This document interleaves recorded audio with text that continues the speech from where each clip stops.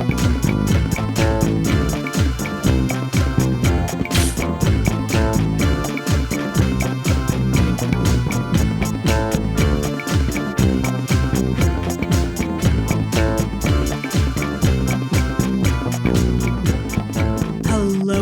and welcome to HHH, the podcast where we talk about those horrible humans in history. I am your host, Angela Pearson, and welcome. If you are new to this channel, thank you so much for joining us. I hope you enjoyed today's episode. You will want to check out last week's episode before you listen to this episode, because this is going to be a continuation of last week's. But if you have been with me for a long time, thank you so much for sticking with it. I appreciate it. Make sure you are liking and subscribing and also turning on the notifications for this podcast.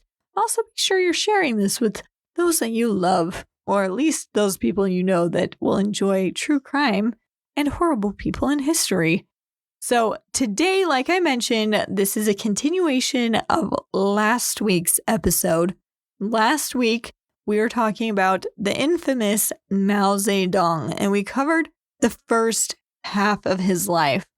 And today we are going to wrap that up and go over the worst parts of his life, I guess you could say. So we're going to go through that today. But remember, if you have any suggestions of people that you want to hear about, be sure to let me know. You can either comment on the episode, find my Instagram or Facebook and send me a message there, or just comment, whatever. But I want to hear from you. What do you want to hear about? Because I want to talk about what you guys want to hear about. So make sure you send me those. Also, again, shout out to Jason for the suggestion, because I will talk about whoever you guys suggest. So today we are going to finish talking about the Chinese leader Mao Zedong and the horrible things he did to his own people in China.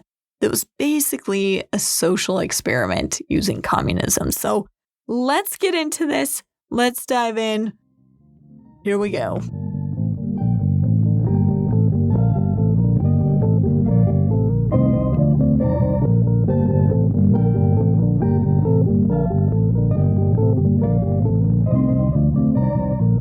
All right, so we have talked about Mao's childhood. We have talked about his experience in his education and how he became interested in communism and slowly worked his way into the Communist Party and helped form the Communist Party.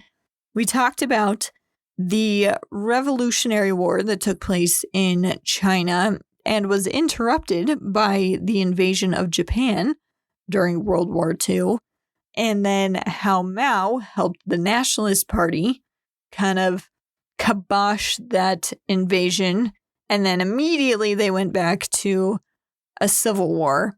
And then Mao's Red Army was able to take power away from the nationalist party that was running the country at the time. And now we are up to 1958, because we talked about how Mao took power and he established an era of fear and loyalty in the people. He did that by killing a lot of people, by publicly shaming a lot of people. And it could be literally anyone. Anyone could rat out anyone and make up any kind of charge, and that person could be killed or publicly shamed.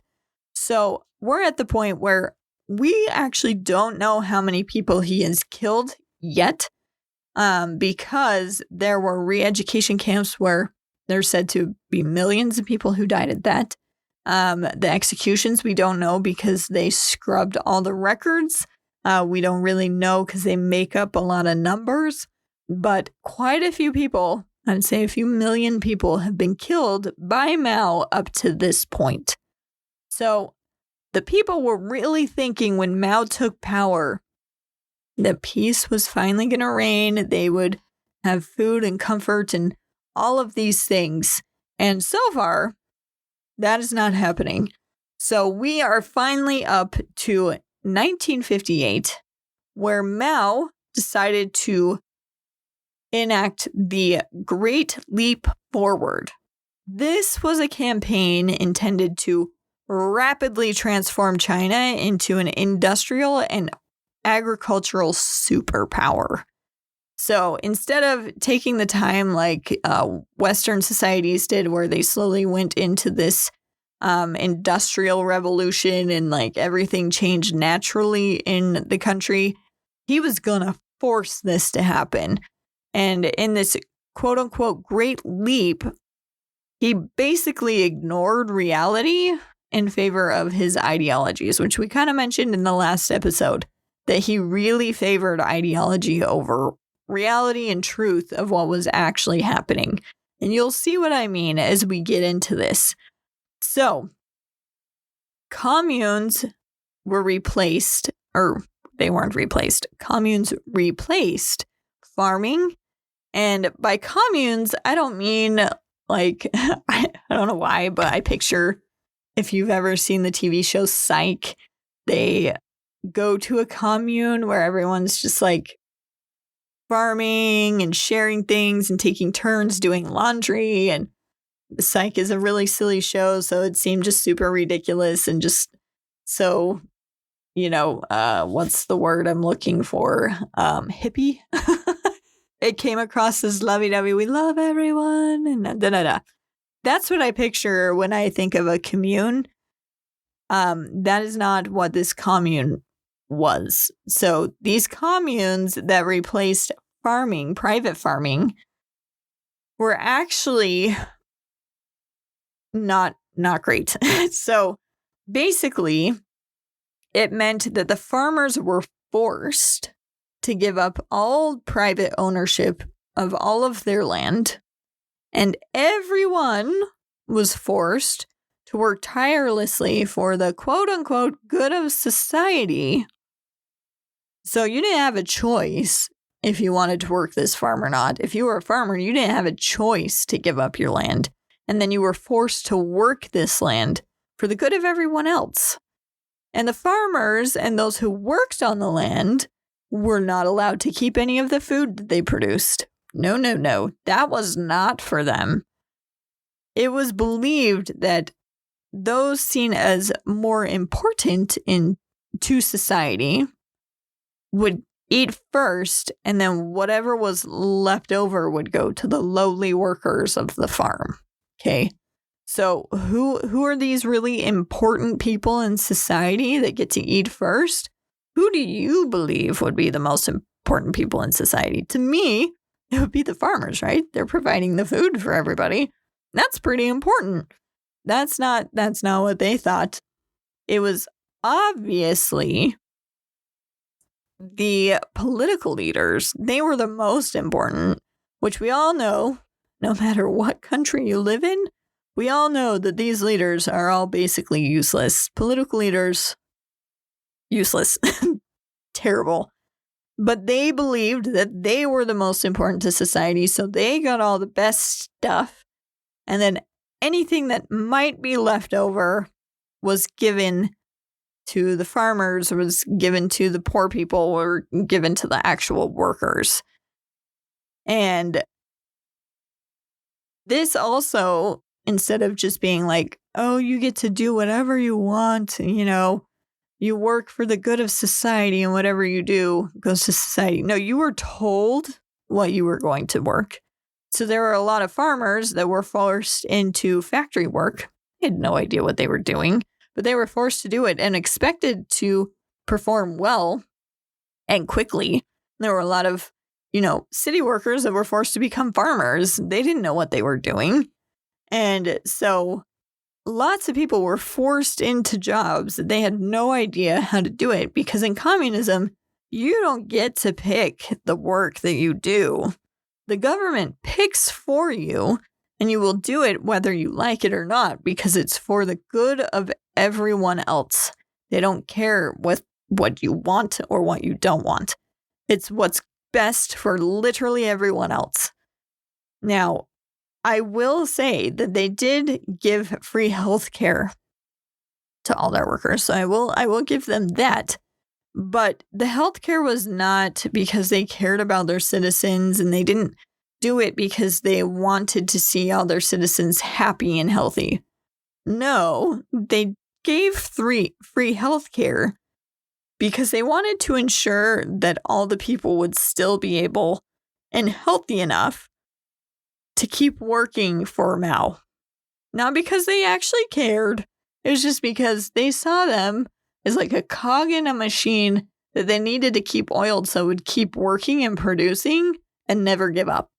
But if it did, they just replace it with someone else. So now, at first, all the changes that Mao made, so taking over all the farms and factories and everything, at first, these changes actually seemed to work. There was more food produced, so there was a lot of people eating more than they had before. So it seemed like people had way more. So at first, they were really happy. China was starting to modernize, which was great. But, and you should have been expecting this but, because that's just how this show works. These changes only worked for a very, and I mean very, short period of time. It only took 1 year for all of that progress to come crashing down. Not just slightly, just like catastrophically crashed to the ground. So in 1959, the winter was horrendous. Crops were destroyed because of typhoons. Crazy typhoons would just wash them away. There was not enough to feed people. And the main focus of all the farming was grains. Like not meat, not vegetables, not a diverse selection of things. No, it was all grain. And they didn't have enough of that to feed everyone. And it was so bad that, this is wild, tigers and leopards were almost extinct in this region. They almost became extinct during this time because Mao instructed people to shoot, kill, and eat any quote-unquote pests they came across in their land or on the farms because they didn't want them to hurt the food supply. And that meant 75% of the population of tigers and leopards were killed at that time. Almost went extinct because people were starving and were going to kill anything that they saw just to get some kind of food. Now, local officials, because there was a weight to not meeting your quotas. Your quota was for the good of everyone, right? And they lived by fear. We've heard about these accusations and what could happen to you if you did not fall in line with the party. So local officials often lied about production numbers to avoid being punished. So they would say, oh, yeah, we produced all of this grain, but when it came time to actually hand it over, there wasn't as much. So grain was actually seized based off of false reports. So it did not leave any food for the peasants. The peasants had nothing because they overreported, and so they came and took everything that they reported, which means no food left for those working these fields. The result was one of the worst famines in human history. Tens of millions, one more time, tens of millions starved to death between 1959 and 1961. Entire villages just completely disappeared. Everyone in the village just died and the village no longer existed. Cannibalism was reported in some of the regions, and Mao was very aware that this famine existed and continued the policies anyways because he just didn't care. Because like I said, He cared more about the philosophy and the idea of how it should work, not so much the reality of how it actually works. So I've seen that as a common theme with people who like to ignore these parts of history and say it wasn't real communism, it wasn't real socialism. It was. The ideology and the reality need to meet, and they just don't. And Mao completely ignored that. After the disaster of this famine, Mao temporarily lost influence to more pragmatic leaders who kind of were calling him out. And in 1959, he had to step down as the head of the Communist Party because he was so widely unpopular. And he actually would never forgive the humiliation of being forced to step down. As you can imagine, he probably took some revenge later. We probably won't talk about that. But just imagine, this is not a guy you want to tick off. But he had to step down. But he was also able to continue to run all of his horrible ideas and policies from behind the scenes. So he was still in the government. So he was still able to implement all of his horrible ideas and continue those behind the scene. And he refused to admit that they weren't working. He was determined that these are good, these are going to work. And so he just kept pushing it. And people continued to die. And by the time he finally canceled his, quote, great leap forward, 36 million people had died. So he didn't care that people were starving to death. He didn't care. The ideology was way more important than the reality. And ideologically, it was perfect, right? So in 1966, Mao actually launched the Cultural Revolution to purge rivals and reassert control. He was done messing around. He wanted the control back of the country. So he created a cultural revolution claiming that the bourgeoisie was actually responsible for all the peasants' problems and suffering. And that he was actually on the peasant side. So all this horribleness that had been happening, all these people who died, all the people who were executed, all the people who were thrown into these re-education camps that we talked about last time. Oh, that wasn't him. No. He didn't do that. There's no way he could have done that. He's with the peasants. He loves the peasants. It wasn't him. It was the bourgeoisie. It was all the rich, intelligent people that did this.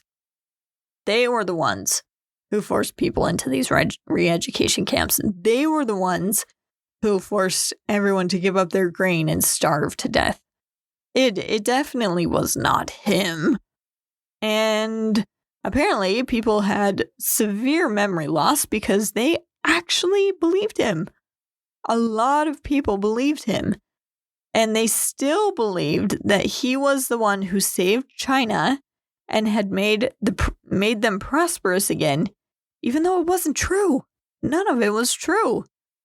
All of the death that surrounded them was his fault. But no one believed it. They all believed that he was the savior of China. It's just crazy what really good propaganda can do. It can convince you that what you see straight in front of you is not real. So be careful out there. Be careful out there. There's some crazy propaganda in the world. So just be aware, right? So Mao remembered from his college days, the young people were super easily swayed and controlled. So keep that in mind. He knew that college kids were easily controlled and could be convinced to do crazy stuff. So he convinced many young college students to join what he called the, quote, Red Guard. So it was just a bunch of young people that he would mobilize. So he mobilized the youth of the Red Guard, encouraging them to attack or even kill their teachers, intellectuals, any official, or even their own families if they spoke out against him. He gave them permission to kill their own families and their teachers. Yeah, so the Red Guard members did everything that they were told, basically. Now, this part's a little wild, a little crazy, and kind of horrific. Just so you have a slight bit of warning. And I'll read this next sentence so you have even more of a warning. And I'll give you a second in case, you have little ears around and don't want them to hear this. So these Red Guard members supposedly participated in flesh banquets. Flesh banquets. What on earth could be a flesh banquet? What is a Red Guard flesh banquet? See, have I waited long enough? You guys ready? You prepared to hear what these are? I'm sure based off of the name, you can kind of guess what these banquets are. But as the name suggests, these are actually documented incidents. This really happened. This is a real thing that happened.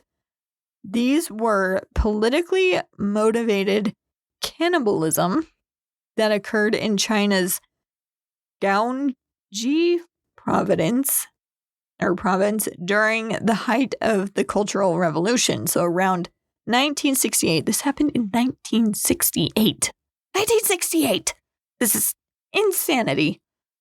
As mentioned previously, most of the victims were often intellectuals, teachers, or members of the, quote, 5 black categories, which were landlords, rich farmers, counter-revolutionaries, bad influencers. So don't post that bad TikTok. Tut tut. Just kidding. And anyone that was a rightist. Like right-leaning, right believers. All of these were the victims of these Red Guard flesh banquets. But it also included any rival Red Guard factions. So a little bit of infighting there. Now, this is where it gets intense. So these victims would be murdered, and their organs were consumed at macabre gatherings, not because other people were starving. Nope, not at all. It was done as a symbolic act of political hatred and commitment to Maoist ideologies. Now, unlike the famine-driven cannibalism during the Great Leap Forward, in case you forgot that happened, yes, they had already experienced some cannibalism in China during the, did I mention that a lot of people resorted to cannibalism? Maybe I didn't mention that. Well, during the famine, a lot of people resorted to cannibalism. This was not the same. These flesh banquets were a way of showing extreme political fervor and hatred. So participants believed that by eating the flesh of their victims, they were utterly destroying the enemies of the revolution and demonstrating their own ideological purity. That is so disgusting.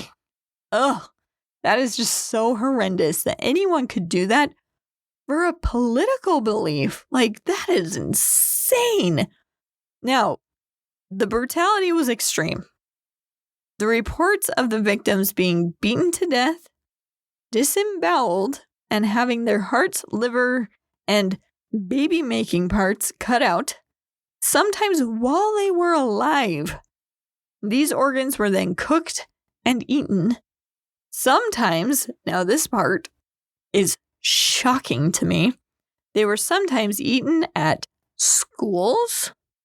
Yep, schools or government cantinas.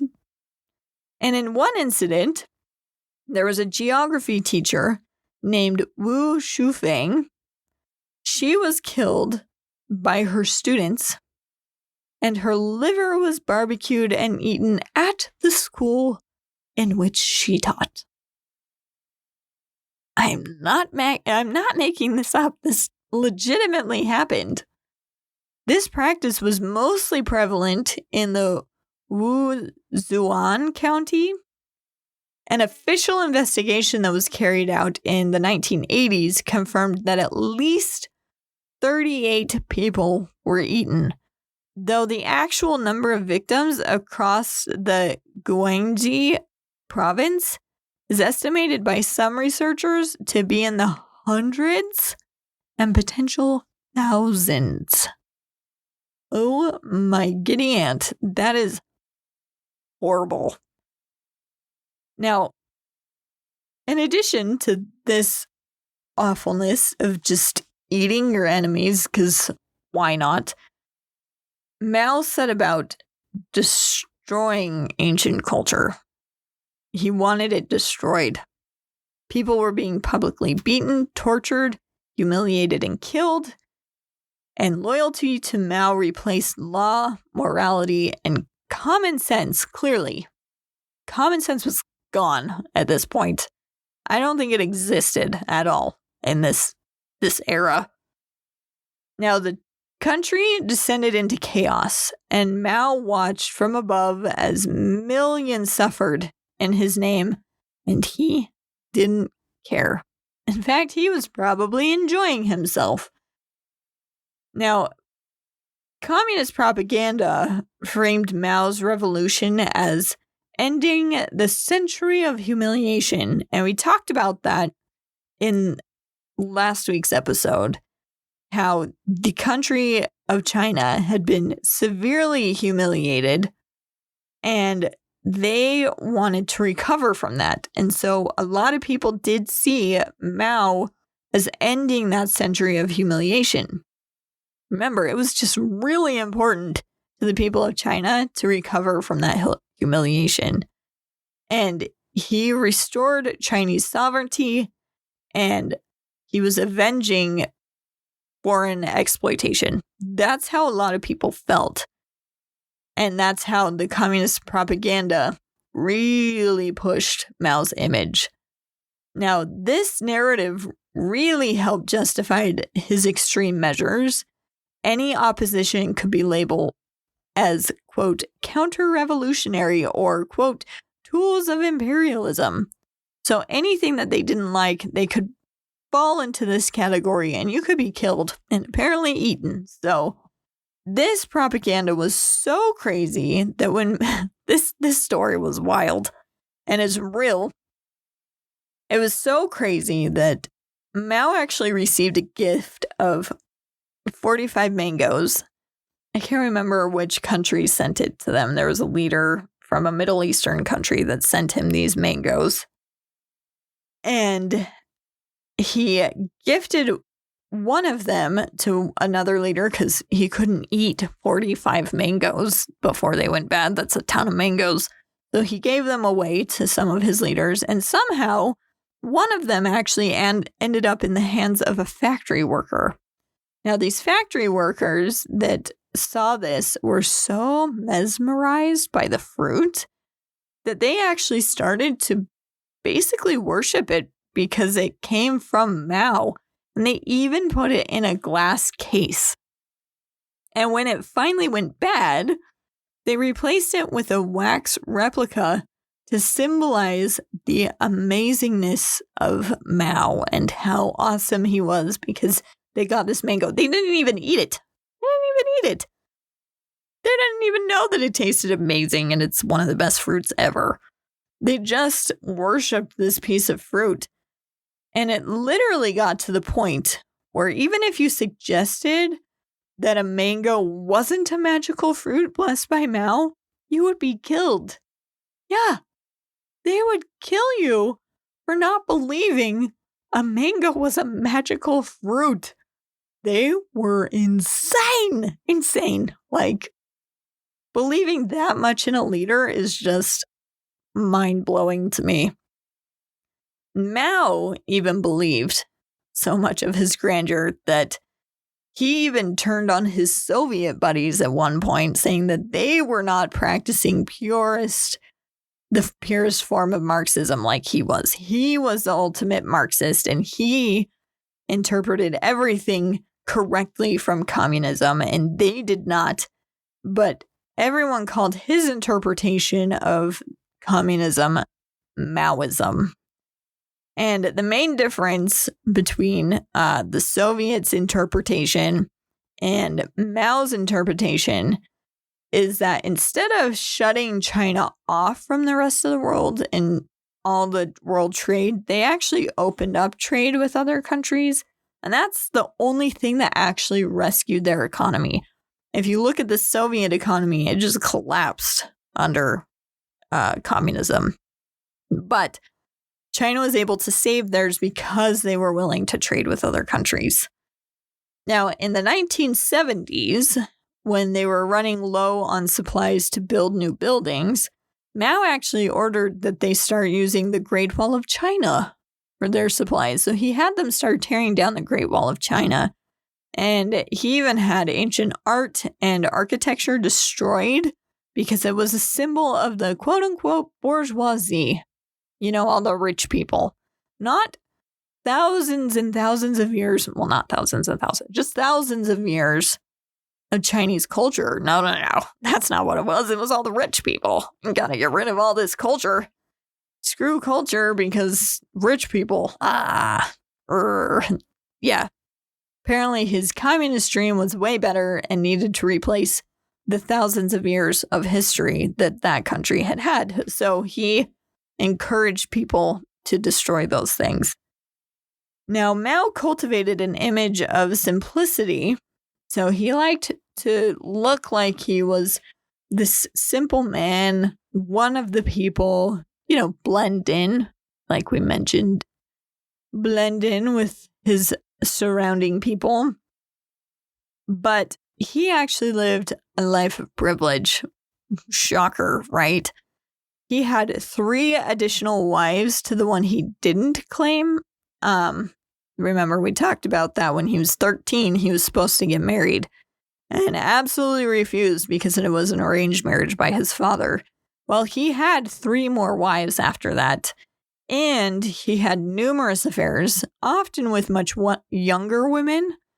And I was just going to leave it at that and not tell you the details about his wives, but there are some juicy details, and it's pretty fascinating. So we're going to talk about that. But before we do, I want to mention this fun tidbit. This literally made me laugh out loud when I read this. At some point, Mao tried to make a trade happen with the United States. Now, I don't know what he was getting. I didn't see that part of the arrangement. But here's what happened.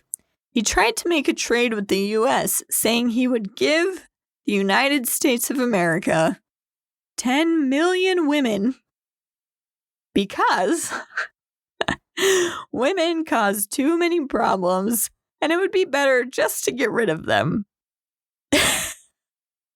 And that really happened.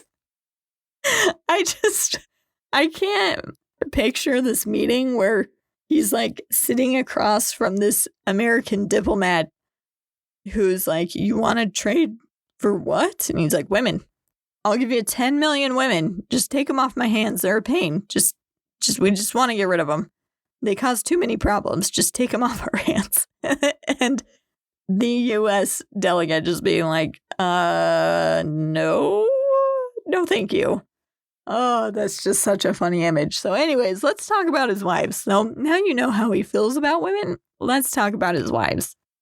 So his second marriage was to Yang Kaihui, I think is how you say her name. They were married from 1920 to 1930, so only 10 years. Yang Kaihui was Mao's first true partner. So she was emotionally, intellectually, and politically partners with Mao.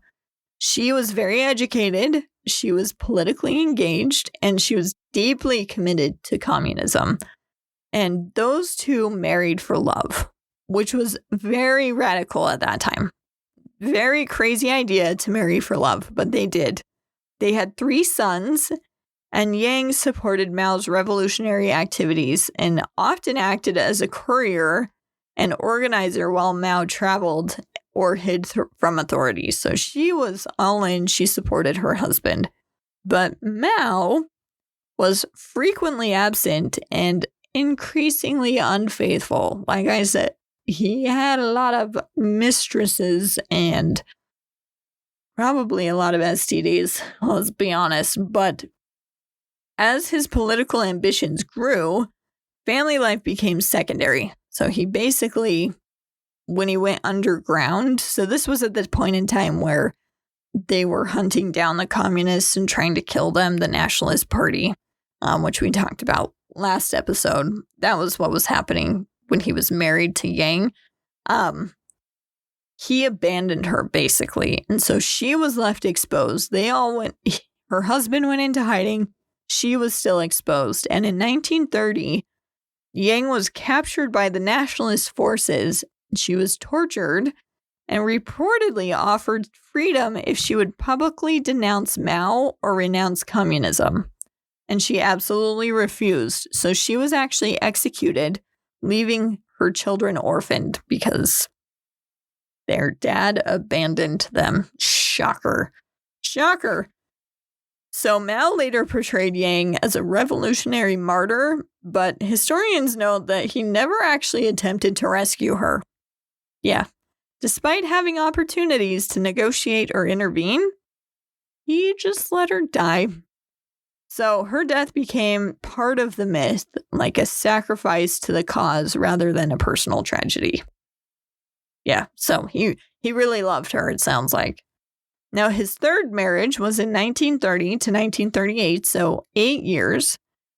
And he was married to He Zizhen. He Zizhen was a committed revolutionary and a guerrilla fighter who married Mao shortly after Yang's death. So it wasn't very long after his second wife's death. Their relationship was forged in constant danger, including the Long March. So they were married during that Long March where millions of people died on this march. He Zizhen endured extreme hardships. She had multiple battlefield injuries. She had at least 6 pregnancies, and most of them ended in miscarriage or infant death. And they often experienced long separations, and she often had emotional neglect because Mao was severely unfaithful to her. Even during the most desperate periods of the revolution, not Mao, the woman that's her name, reportedly suffered severe psychological distress, likely exacerbated by the trauma and isolation that she was experiencing. And eventually, Mao just abandoned her. Color me shocked. She was sent to the Soviet Union for medical treatment and never returned as his wife. Mao barely even acknowledged the separation and moved on politically and romantically without hesitation. So his next wife, his fourth marriage, was Jiang Qing. They were married from 1938 to 1976. So yeah, like immediately he moved on. Mao's final wife, Jiang Qing, would become the most infamous. Yeah, she's fun. She was a former actress, ambitious, sharp, and deeply political. Party leaders initially opposed the marriage, fearing her influence.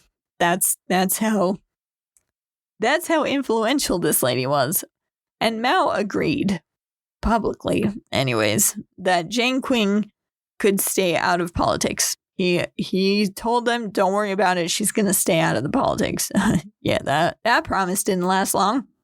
During the Cultural Revolution, Jiang Qing became one of the most powerful figures in China, using Mao's authority to perspective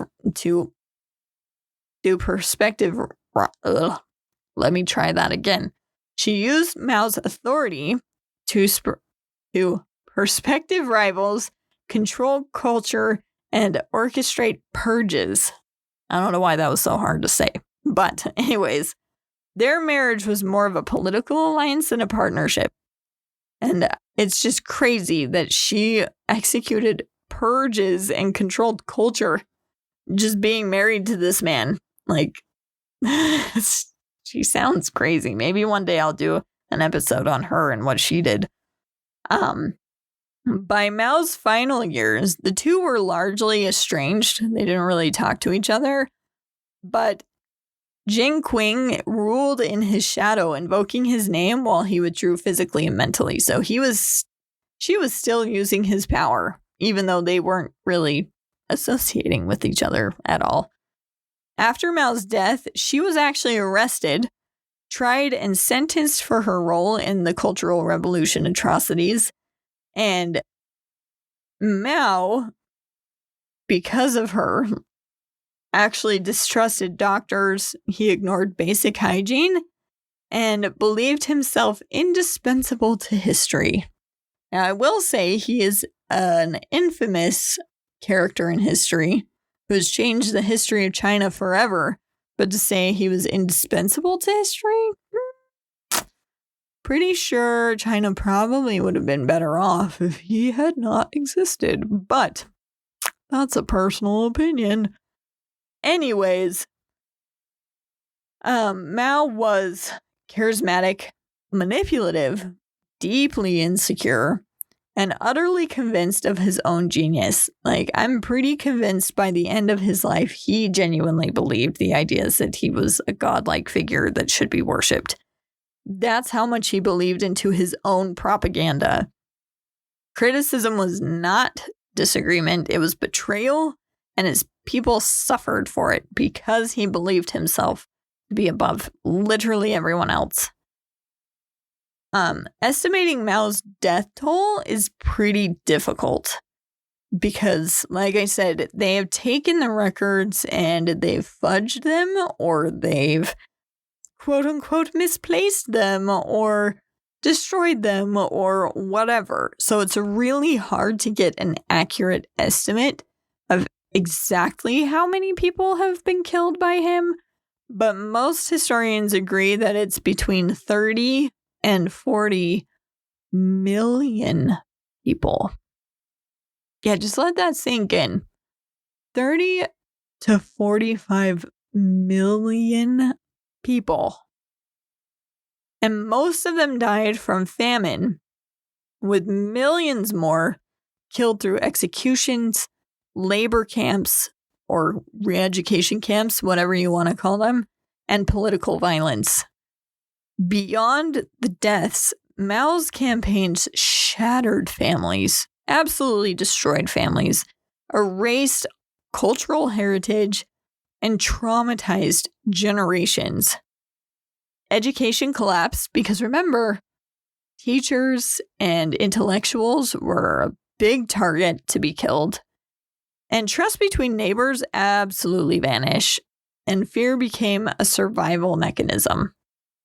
The damage didn't end with Mao's death either, and we're still, even today, feeling the echoes through modern China.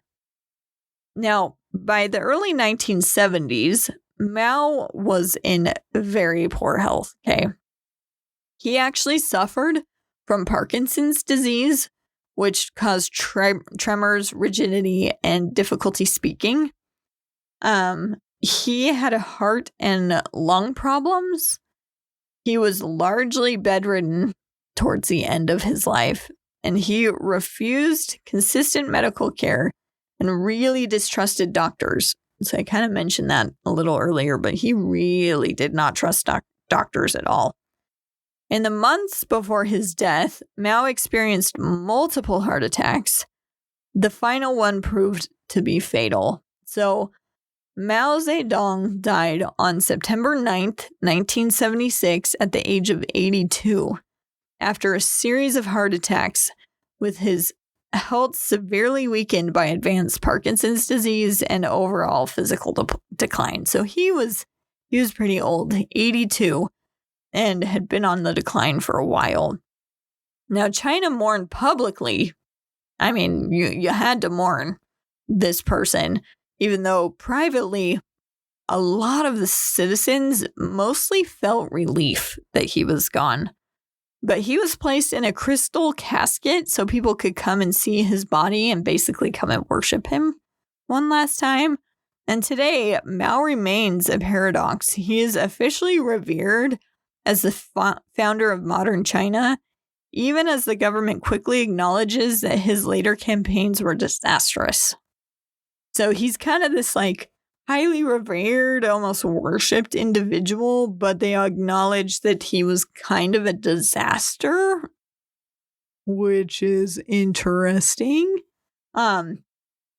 His portrait actually still hangs in Tiananmen Square, a reminder of how power, once mythologized, got there, can survive truth. So his ideology surpassed truth and is still surviving today. Now, Mao Zedong, with his communist beliefs, was convinced that he could reshape human nature through force of will and ideology.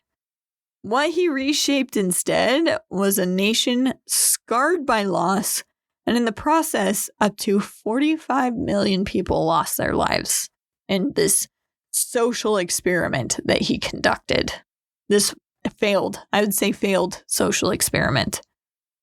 This is why we tell these stories, not to reduce history to monsters or to reduce victims just so we have a story to tell, but to understand how ordinary human traits magnified by power can become catastrophic. So his ability to ignore reality and facts, to just focus on his ideologies, destroyed countless numbers of lives. So that is the story of Mao Zedong. Thank you for humoring me with 2 episodes. There's just so much information. And I'm going to have to go back and do another episode on Hitler because I feel like I rushed through that one. Because it's like Mao. There's just so much information that you can go through on these dictators that just destroy millions of lives. And I appreciate you guys humoring me with this 2-part episode. And I'm proud of you for making it through. Take a deep breath. I know this was a lot, but join me next week as we talk about a less heavy, horrible human from history. Is that possible on this podcast? I don't know if it is. I don't know. We are going to be talking about William Palmer, aka the Prince of Poisoners. Charles Dickens actually called Palmer, so if that tells you about the era we're talking about, Charles Dickens called him the greatest villain that ever stood. So make sure you tune in to hear what makes William Palmer such a horrible human in history. We'll see you guys next week.